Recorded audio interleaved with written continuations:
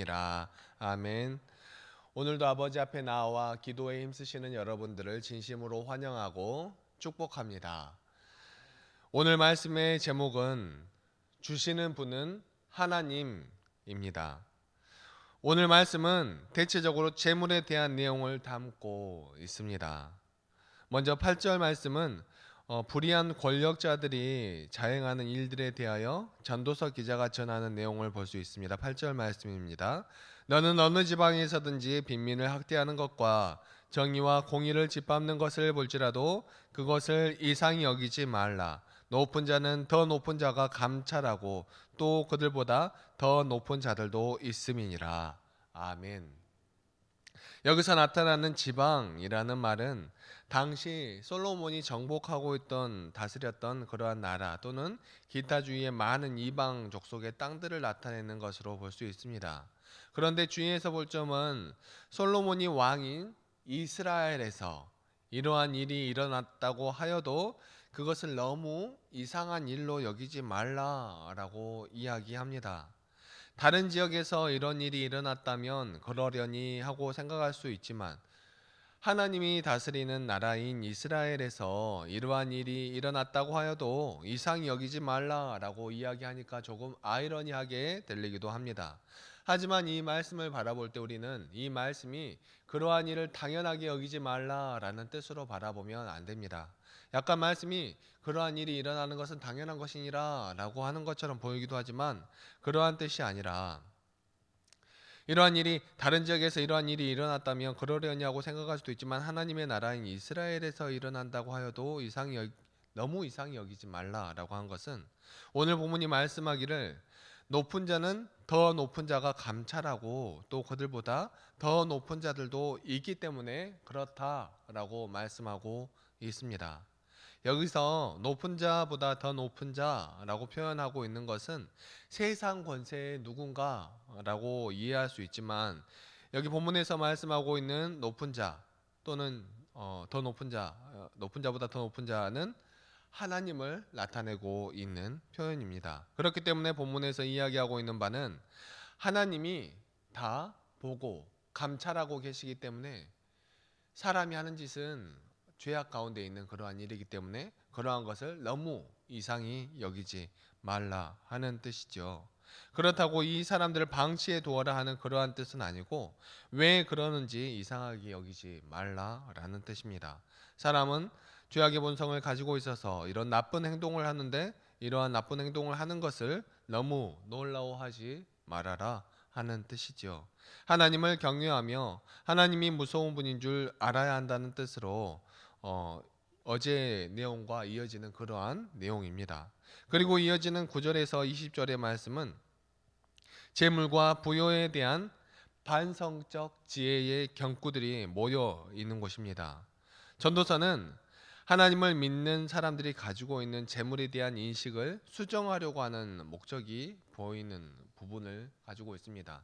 어떻게 보면 잠언과는 약간 대조적인 그러한 말씀들을 가지고 있는데요.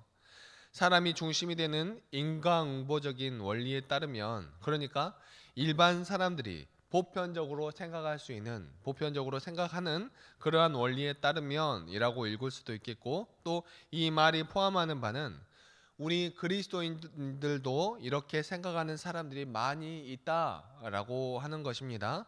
아무튼 이렇게 일반 사람들이 많이 생각하는 그러한 원리인 인과응보적인 원리에 따르면 재물은 하나님의 뜻에 따라 선한 것을 뿌린 대로 주어지는 것이라고 보통 인식을 합니다. 여러분 잘 들으셔야 합니다. 하나님의 뜻에 따라 선한 것을 뿌린 대로 그 대가로 주어지는 것이라고 보통의 사람들이 그렇게 이해한다 하는 것입니다. 그렇기 때문에 그러한 맥락에서 보면 부자는 곧 의인이 되는 것이죠. 왜 그렇습니까? 하나님의 은혜를 많이 받은 사람으로 비춰지기 때문에 그렇습니다. 그 말은 하나님의 뜻에 따라 선한 것을 뿌린 대로 주어진 대가이기 때문에 예수님을 믿으면서 부자가 된 사람은 곧 의인이며 지혜자와 같은 지혜자 되는 것과 같은 말이 된다라는 것이죠. 그런데 전도서의 반성적 지혜는 이러한 잘못된 재물관을 비판하고 있습니다. 이게 잘못된 지혜관이라고 하는 것입니다. 잘못된 생각이라는 것이죠. 하나님의 그 뜻 가운데 선한 대로 뿌리면 선한 대로 거두는 그렇게 되는 것이, 그렇게 해서 부자가 되는 것이라고 생각하는 것이 잘못된 생각이라고 하는 것입니다. 아니 목사님, 하나님의 뜻에 따라 선한 것을 뿌린 대가로 주어지는 것이라고 생각하는 것이 잘못된 생각이라니 그게 도대체 무슨 말씀인가요? 라고 생각할 수 있지만 너무나 이것은 잘못된 표현인 것이죠. 오늘날을 살아가는 우리의 삶 가운데 또 설교 중에 또 이런 말씀들이 많이 있지 않습니까? 예화를 들면서 하나님을 잘 믿었기 때문에 세상적으로 성공한 여러 사람들의 이야기를 많이들 하십니다. 그렇기 때문에 우리들도 신앙을 가지고 열심히 살면 그러한 사람들처럼 성공할 수 있다, 뭐 이런 예화를 많이들 하십니다. 그런데 그런 상황을 뒤집어 보면 어떠한 일이 발생합니까? 세상적으로 성공하지 못한 사람은, 그러니까 부를 축적하지 못한 사람은 하나님을 잘 못 믿은 그러한 사람들로 이해될 때가 많이 있으며, 꼭 그렇게 보지 않는다고 하여도 하나님을 믿지 않았으나 세상적으로 성공해버린 많은 사람들은 어떻게 이해해야 하느냐 하는 것입니다. 하나님을 그냥 안 믿은 것이 아니라, 그냥 믿지 않고 살아가는 것이 아니라 정말 세상적으로 악행을 저지르고 그렇게 나쁘게 살아갔으면서도 불구하고 부를 축적한 사람들이 많이 있다는 것을 여러분들도 잘 아시지요. 그런데 그러한 부분은 도대체 어떻게 설명을 하시려고 그렇게 이야기를 하고 그런 예화를 드는지 도무지 이해할 수 없는 것이죠. 여러분, 잘 이해해야 하는 것이, 하나님은 이 세상 사람들에게 섭리하실 때 하나님을 믿는 사람들에게만 주시는 특별한 은총이 있다는 것을 잘 아셔야 합니다. 잘 이해하셔야 합니다. 우리는 그것을 구원의 은총이라고 합니다. 그것을 특별 은총이라고 하죠. 이것은 예수님을 믿는 사람들만 받는 그러한 특별한 것입니다. 그런데 이것 외에 나머지 것들은 모두 다 일반 은총이라고 합니다. 그것은 예수님을 믿는 믿음과 관계없이 세상을 살아가는 모든 사람들에게 동일하게 내려지는 하나님의 보호하심과 사랑하심, 위로하심, 그런 것들입니다. 그러한 것들 일반 은총이라고 합니다. 재물에 관한 것도 이런 일반 은총 가운데 하나인 것이죠. 물론 그것도 하나님께서 주시는 것이기 때문에 그 가운데 하나님의 특별한 계획하심과 섭리가 있을 수도 있습니다. 하지만 일반적인 계시는 성경에서 모두 종결이 되었기 때문에 어떠한 사람의 어떠한 재물에 대한 것을 하나님의 어떠한 뜻이다라고 이해하기는 어렵습니다. 그렇게 말할 수도 없고요. 하지만 그럼에도 불구하고 우리에게 하나님이 내려주신 어떠한 것이 있다라고 생각이 되어진다면 그것은 분명 하나님께서 우리에게 그것을 맡기심으로, 청지기적인 사명으로 맡기심으로 하나님의 나라를 확장하기 위한 하나님의 선물로 이해하고 나아가면 되는 것입니다. 잘못된 재물관에 대한 전도서의 비판은 이렇습니다. 첫 번째로, 작은 존재로서의 인간의 자금을 강조하는 관점에서 왕과 일반인 사이에 차이가 없음을 지적하는 것이 9절 말씀입니다. 이 문맥에서 왕은 가장 많은 소유를 가진 사람을 상징하는데, 잠언에서 왕과 연결된 뜻은 의와 공의, 재판과 심판 및 정의, 그리고 정직, 생명, 지혜 등이 있습니다. 왕은 악을 행하는 것을 미워하고 그 눈으로 모든 악을 흩어지게 하는 그러한 존재로 묘사가 됩니다. 왕은 의로운 입술과 정직히 말하는 자를 사랑하고 마음의 정결을 사모하는 자의 친구가 되는 그러한 존재입니다. 즉, 규범적 지혜에서의 왕은 의와 지혜의 화신이며 심지어는 하나님을 나타내는 메타포로 사용이 되기도 합니다. 그러나 전도서의 관점에서의 많은 재물을 가진 왕이나 일반인이나 그러한 모든 사람들은 모두 다 이 땅에서 잠시 있다 사라지는, 성경에서 표현하는 헤벨, 즉 한순간 사라지는 그러한 존재로서 별 차이가 없다는 것으로 나타내고 있습니다. 그렇기 때문에 이 땅에서 가장 부유한 자인 왕조차 땅의 소산물에 의지하며 살아갈 수밖에 없는 존재다라고 이야기하고 있는 것이죠. 두 번째로, 재물이 참 만족을 주지는 못합니다.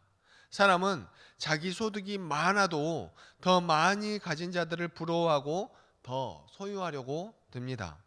재물에 대한 욕심을 내면 낼수록 재물에 대한 집착과 갈증은 점점 더 심해져만 갑니다.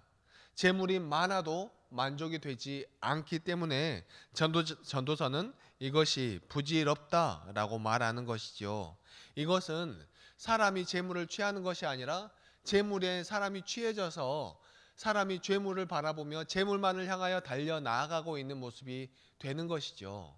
우리의 인생의 목적이 재물이 우리 인생의 목적에서 우리 인생을 돕는 그러한 목적으로 나아오는 것이 아니라 우리 인생이 재물을 바라보면서 달려가고 있는 것이 되는 것입니다. 그러니까 주와 객이 뒤바뀌어 버리는 그러한 상황이 되는 것이죠. 세 번째로, 인과응보의 원리에 따르면 재물과 부여는 의와 지혜의 결과물이라고 합니다. 규범을 잘 따르는 지혜자가 재산을 잃게 되는 일은 없기 때문에 그렇습니다. 좋은 것을 심은 결과가 나쁠 리 없기 때문에 그렇지요. 그런데 만약 가지고 있는 재물을 잃게 된다면 그것은 악과 무지에서 비롯된 결과라고 합니다. 그러나 전도서의 반성적 지혜는 우리에게 이야기합니다. 누구나 넘어질 수 있고 패하거나 끊어질 수 있다고 이야기하는 것이지요. 죽음과 질병, 무너짐과 찢김, 미움과 전쟁마저도 그 모든 것들을 섭리하시는 하나님이 정하신 때에 발생하는 일이라고 이야기하는 것입니다. 어떠한 일이라도 하나님이 정하신 때에 일어나는 일이라고 하는 것이죠. 그런데 우리 가운데 그러한 일이 일어났을 때 우리는 어떠한 마음으로 그러한 일들에 대응해야 할까요? 한순간의 존재인 인간이 하나님이 정하신 섭리의 패턴에 영향을 주지는 못합니다. 또 하나님이 정하신 바 그 일이 흘러갈 때 우리가 할 수 있는 것은 하나님을 바라보며 하나님을 의지하는 것밖에 없는 것이죠.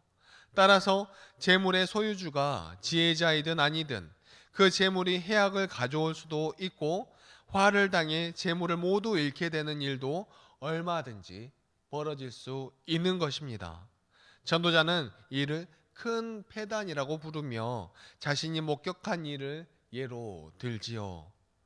네 번째로, 전도서의 가장 핵심적인 주제인 인간은 이 세상에서 잠시 머물다 가는 짧은 인생이라는 관점에서도 재물을 모으려고 애쓰는 것은 무지한 일이라는 것입니다. 우리의 삶은 결코 길지 않습니다. 그리고 죽음은 언제든지 우리에게 닥칠 수 있는 그러한 일이지요. 죽은 후에 재물을 무덤으로 가지고 가지는 못합니다. 벌거벗은 채로 태어난 것과 마찬가지로 아무것도 가지지 못한 채로 죽음을 맞이하게 될 뿐입니다.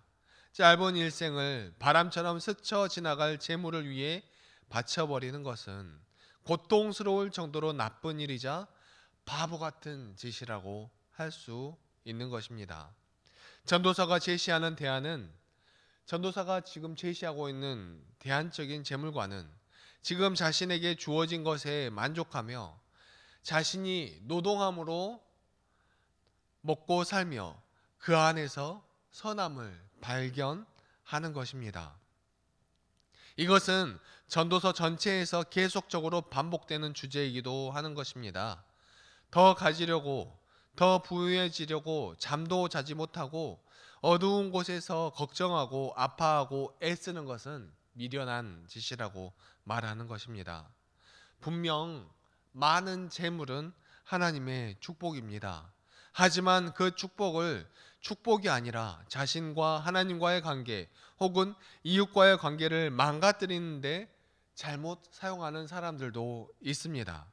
재물 자체가 목적이 된 사람이 그렇게 되는 것이지요. 그런 사람은 쓰는 것보다 쌓는 데 열중하고 쌓고 또 쌓아도 만족을 모르고 그렇게 계속 쌓아가는 것입니다. 재물 자체에 중독이 되고 재물이 우상이 되어서 오직 재물을 위해서만 존재하는 그러한 사람이 되어 버리는 것이지요. 적든지 많든지 일한 대가를 받아 누리는 사람은 편히 잠을 잘 수 있지만 쌓아놓기만 하는 사람은 쌓은 것을 잃을까 염려하고 더 쌓지 못하는 아쉬움으로 잠을 잘 이루지 못합니다. 부자의 재물이 재앙의 원인이 되기도 하고 갑자기 재물을 잃거나 자식에게 물려주지 못할 수도 있습니다. 쓰지 못한 재물이 부자에게 번뇌와 병과 분노를 안겨주기도 합니다. 해 아래에서의 삶, 즉 이 땅에서의 삶에는 늘 수고로움과 고단함이 있지만 그것이 하나님께서 우리 인생에게 허락하신 전부는 아닙니다. 하나님께서 주신 것이 얼마가 되었든지 그것을 감사함으로 잘 받아 그것으로 인하여 잘 먹고 잘 마시고 우리의 삶을 잘 누리며 정말 풍성한 삶을 누리는 것이 우리에게 주신 하나님의 복이라는 것입니다. 우리에게 허락하신 모든 것을 하나님의 선물로 여기면서 우리의 남은 인생의 날수에 신경 쓰지 않고 우리의 가진 것들로 인하여서 잘 누리고 우리의 받은 것들로 인하여서 감사하며 그것들을 잘 나누고 마음껏 기뻐하는 것이 진정한 행복인 것이지요. 사랑하는 성도 여러분, 여러분은 지금 행복하십니까? 하나님은 여러분들이 정말 행복하기를 원하십니다. 여러분 지금 여러 가지 일들에 붙들려서 그러한 일들이 목적이 되어서 살아가고 있지는 않습니까? 그러한 일들은 행복한 삶으로 나아가는 여러분들이 행복한 삶으로 나아가기를 원하시는 하나님께서 안배해 두신 일인데 그러한 일들로 말미암아 오히려 여러분들의 행복의 길로 가는 길이 발목 잡혀 있지는 않느냐 하는 것입니다. 사랑하는 성도 여러분, 우리의 손에 붙들려 있는 것이 무엇인지 바라보기를 소망합니다.